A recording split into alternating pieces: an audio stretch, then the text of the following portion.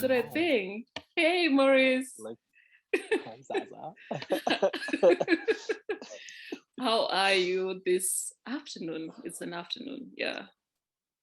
I am alive. Mhm. That's the most of it. I'm really grateful for that. Mhm. Yeah, just alive and experiencing life. The details of that would now, that's just about a lot of subjectivity. But I'm alive and I'm healthy. Grateful for that. Yeah, I think how you answer that, bro.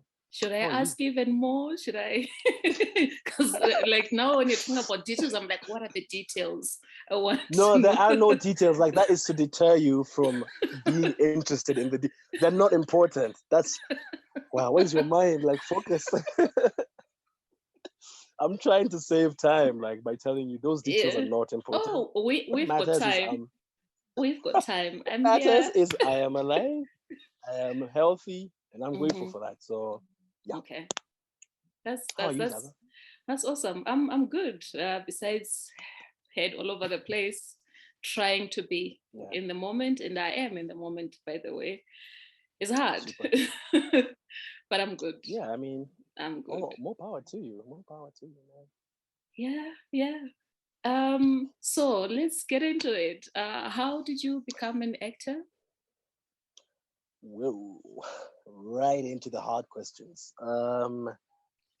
I'd have to say in high school, Hmm. because I've always been a very energetic sort of like dude. So I just always was all over the place and talking to people all the time. But in high school is where like I joined the drama club and you know got my hands on the scripts and got on stage and I was like, this is the coolest thing I've ever experienced. Like I don't remember being taught how to do this, but Hmm. I'm so I'm so informed. Like there's stuff happening in my head, and when I do it, I was like, this is the easiest thing I have ever done, Hmm. and I'm having so much fun. Hmm. So when I was 16, I decided that this is what I want to do with my life. Oh, interesting. So Yeah, did you join a theater? Did you join a company? that that was in high school. So I Mm. joined the drama club, and then Hmm. after high school is when I joined theater companies here and there, and but I had made up my mind way before that. Hmm. So Hmm. yeah, I was just in high school waiting and stalling Hmm. for them to announce that we had finished and cleared, and I was out. Awesome. That is an awesome Mm. story because it's rare that you come across an individual who makes up their mind about what they want to do when they're in their teens. For some of us, we Yeah, experiencing yeah, everything, but not making up it's our minds on anything. it's different. It's very different. All it's like honestly, you even don't understand the Mhm. kind of power that you know, you're asking for Mhm. when you're young like that. So like right now is when I sit down and I'm like, damn, must have been really in tune with some Mhm. Mhm. higher stuff because Mhm. most people my age now is when they're trying to like Mhm. ask themselves those questions. They've been encompassed, they've gotten degrees and everything, but is this Mhm. really what I want to do? And Mhm. yeah, so yeah, Mhm. I guess I got a bit lucky and privileged to just be aware of what was happening at a very early point. So Mhm. yeah, I'm Okay. grateful. But then it's also like it has its own needs, like Mhm. knowing early and you're Mhm. young, people don't think you're serious. Yeah. It's a phase. Yeah. It's a phase.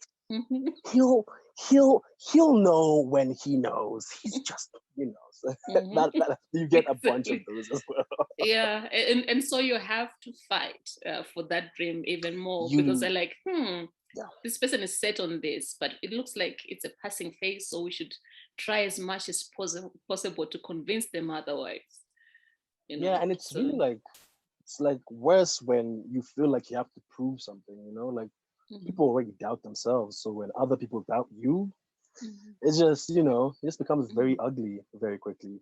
mhm. So yeah, high Mm, school. That's when I decided. lovely. And did you face any difficulties in your journey as an actor? Like, do you have moments where you started doubting if this was the right decision to become an actor? yeah, I don't know. I always find like that word to be a bit it's a bit heavy-handed when we say difficulties, challenges, obstacles, because like there's nothing that you will ever set out to do in life that Mm-hmm. will always go your way. So I feel like for me Mm-hmm. it's been stepping stones and it's been levels. So it's been getting Mm-hmm. from one level to another. Mm-hmm. Yeah, there are like some hindrances here and there, like the fact that I was really young for one was one of the biggest challenges because um the youth and the young demographic are being always being encouraged to go towards more white collar Mm-hmm. you know formal Mm-hmm. official kind of careers and gigs. Mm-hmm. So it's not really caught on, especially in Africa, it's not really caught on the whole being an artist thing and that being the career path you choose. Mm-hmm. So like for me, that was one of those things where I was young and I seemed illiterate. I did Mm-hmm. not seem like I knew what I was really asking for or what I was trying to get myself into. So, other than a myriad of things that I'm facing in my head, because I'm trying to be an actor, which is not easy, I have to fight all these other, preconceived notions, all these fears and stigma from people who care about you and don't want to see you starve. Um, so yeah, for me it's just basically been the biggest challenge for me, I'd say, is myself. I try as much as I can to be on my team and make sure that I'm rooting for myself so that whenever all these adversities come through, they're not really, gonna do damage. It's a test. All of it is just a test. So yeah, for me those are challenges, being young and illiterate, having no information in an industry where like it hasn't really taken off in Africa is just, yeah, it's walking the line and it's a bit tricky. Ah. But what is the environment like in Kenya in terms of working, being a working actor? Yeah. Because First of I all, figure in that it might be a bit different from yeah, Harare, from it's Zimbabwe. it So, definitely is. First of all, in Kenya we don't have a term as working actor.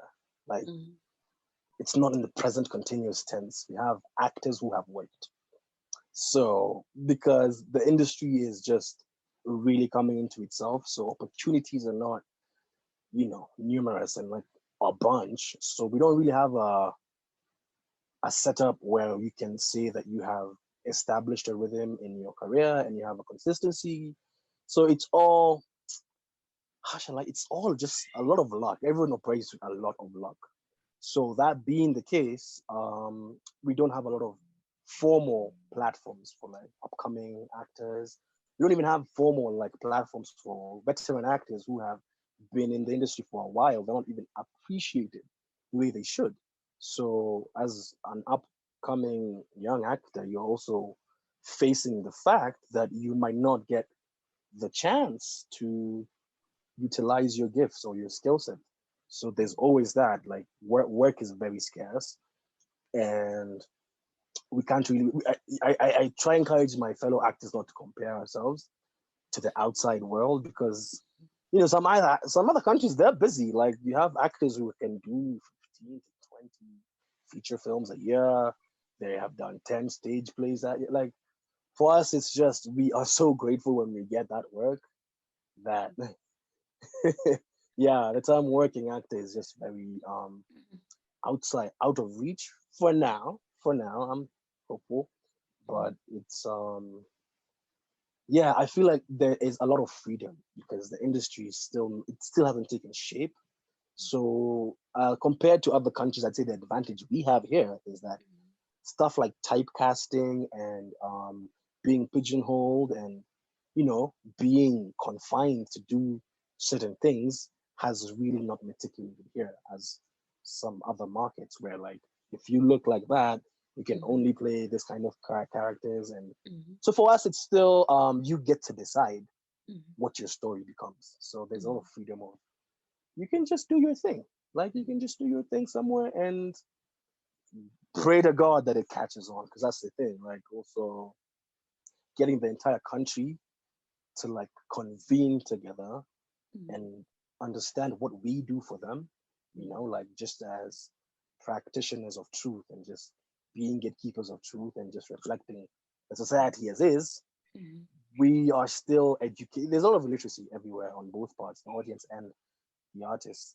We're trying to still make each other understand why we are valuable to each other. So there's that. It's still taking shape and form. So really can't make up, or like nothing is like etched in stone. Basically, that's what I'm saying. It's Mm. just all very fluid. It's a very fluid industry. It's whatever you want it to become for you and what you want it to do for you. That's sort of the scene in Nairobi or Kenya. Nairobi, Kenya, yeah, all of it.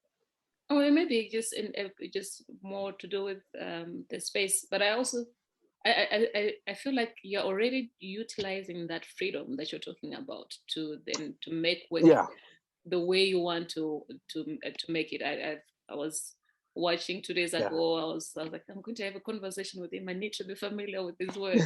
Not that I wasn't before, but Yeah, no, you know, like yeah. that's just good journalism. No, Zaza, that's just good journalism. I mean, some of these journalists need to, you just can't have me on here and just be guessing. And so how does, what have that's just good on you. That's just being responsible in your part. Wow, thank you very much for that vote of confidence. Yeah, so I was saying that it's very clear that you're utilizing that freedom to make work in ways that other people in very traditional spaces wouldn't be imagining, Yeah, because yeah, you're either pigeonholed, or there are gatekeepers who tell you that this is the way things are supposed to be done and this is how you right. do it. And then especially like the series that you feature in, 1+1 is 3, produced by Foima Yeah. Wambui. For one Um, boy, big yeah. shout out. She's Yeah. actually a working actor because she's in Nigeria working right now. So shout out Ah, to that girl. She's wow. doing the most, Wow. really putting us on the map. So that's cool. It was a Mm. labor of love, as actors like to call productions. This Mm-hmm. was a labor of love.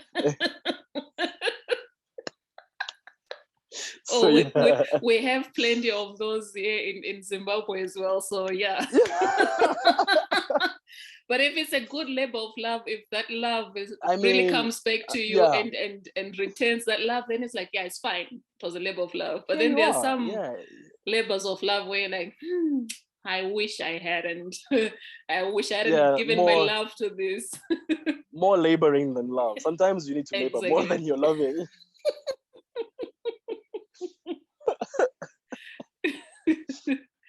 Yeah. Damn. Okay. So Mm-hmm. how was the experience of making that series during this pandemic, when all these things that were happening in the world Well, and there were restrictions all over? yeah.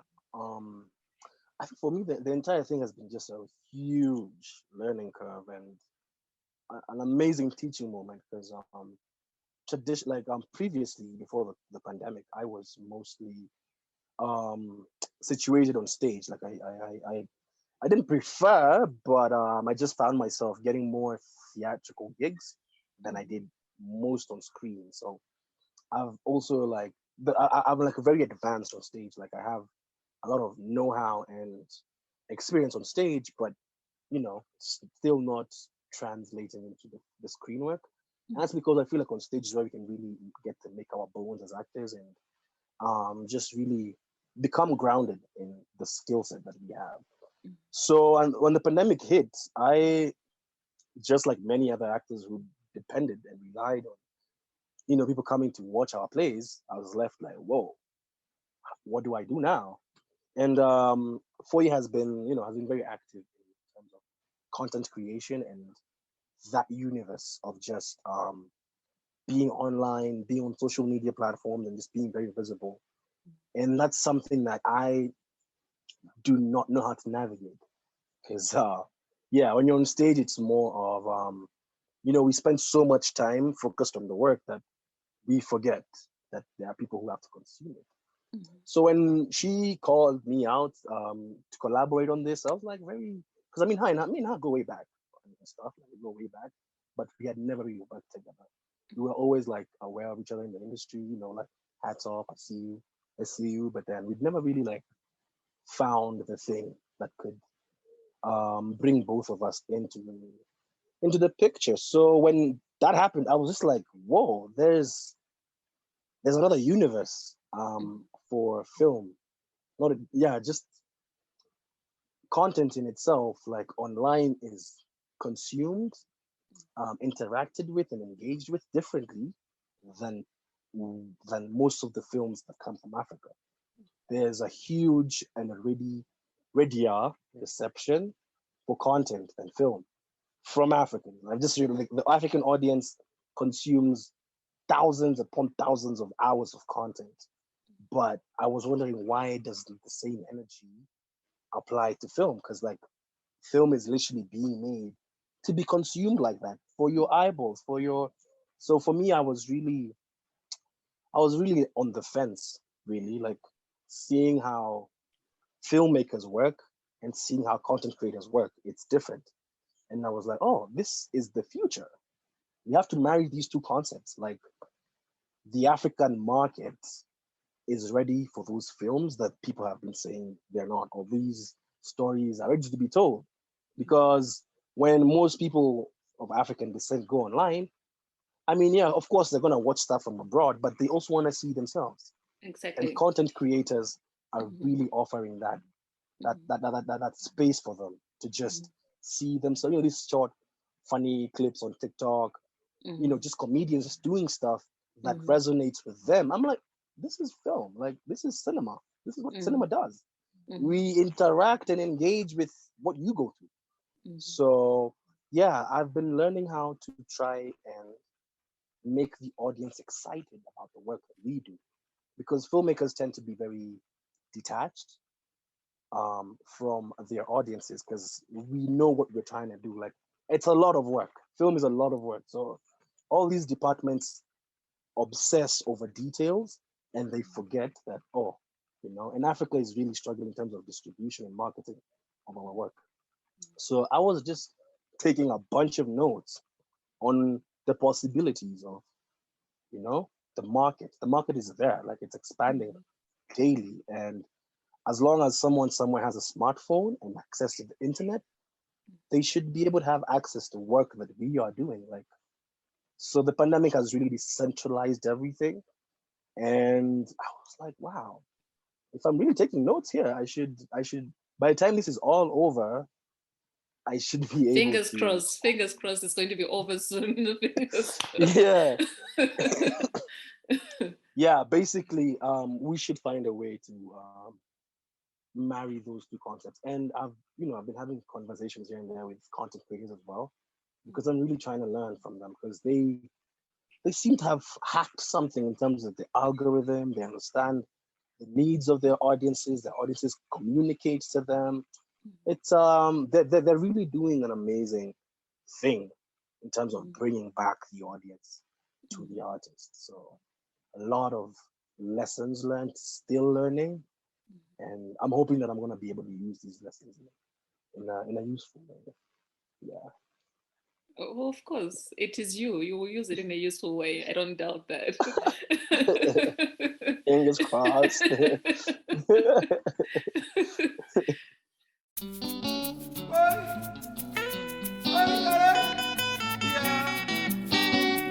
I am the Oma Basa.